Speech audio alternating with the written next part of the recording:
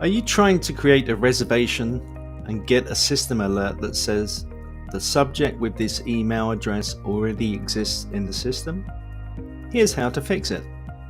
To create a reservation correctly, you should first check to see if the guest already has an existing profile by clicking on the magnifying glass icon.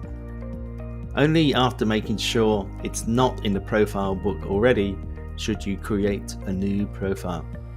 It's not good to fill up the profile book with duplicate profiles for the same guest, as you will not be able to monitor the history of the guest. So the system helps you to avoid duplicate profiles by displaying an error message.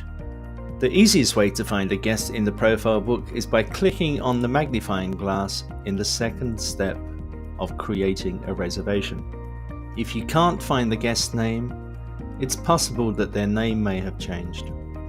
So let's have a look to see if there's anybody with this email address. Yes, we found it.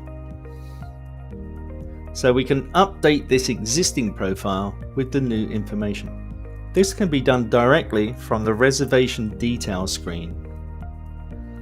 Click on Menu, Edit Profile.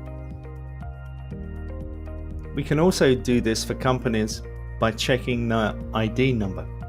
You can find this setting in the tab Settings, Application, Main System Setup, Require ID in Partner Profiles. The system also allows you to force the company ID number as mandatory information for companies. For individuals, you can click on Check for duplicate emails in profiles.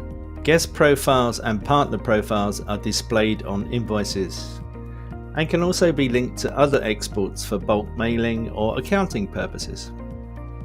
So obviously, it's better to keep the profiles organized and avoid duplications.